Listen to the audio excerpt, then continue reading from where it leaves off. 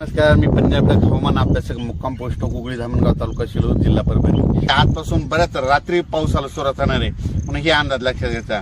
परत एक सर्वांना सांगू इच्छितो, कोकणात देखील मुसळधार पाऊस पडणार आहे म्हणून कोकण पट्टीच्या लोकांना देखील काळजी घ्यायची गरज आहे। त्याच्यानंतर सगळ्यात महत्त्वाचं म्हणजे मुंबईला ह्यामध्ये ह्या 4-5 दिवसात म्हणजे 14 ते 8च्या दरम्यान अतिवृष्टी होणार आहे, मुसळधार पाऊस पडणार आहे म्हणून त्याच्यानंतर सर्वांना शेतकऱ्यांना सांगू इच्छितो, राज्यामध्ये 14, 15, 16, 17, 18 पर्यंत पूर्व विदर्भ, पश्चिम विदर्भ, दक्षिण महाराष्ट्र, उत्तर महाराष्ट्र, कोकणपट्टी, खानदेश, मराठवाडा सगळ्या भागामध्ये दररोज 2-2 दिवस मुक्काम घेत पाऊस पडणार आहे म्हणून हा अंदाज लक्षात घ्यायचा।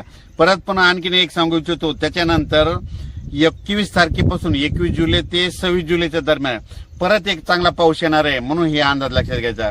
मागच्या अंदाजामध्ये सांगितलं होतं की राज्यामध्ये 2 म्हणजे एक 16 तारखेला एक कमी दाबाचा पट्टा तयार होणार आहे आणि त्याच्यानंतर 19 तारखेच्या नंतर एक होणार आहे आणि हे 2 देखील कमी दाबाचे पट्टे झाल्याच्या नंतर ते महाराष्ट्रामधून जाणार आहे। आणि योगायोगाने तुम्हाला एक सांगतो, आता सध्या पंढरपूरची यात्रा आहे, आपण सातारा, सांगली, सोलापूर, कोल्हापूरमध्ये तिकडे देखील पडणार आहे। परभणी, नांदेड, बीड, जालना, संभाजीनगर, नगर जिल्ह्यात देखील चांगलं खूप पडणार आहे।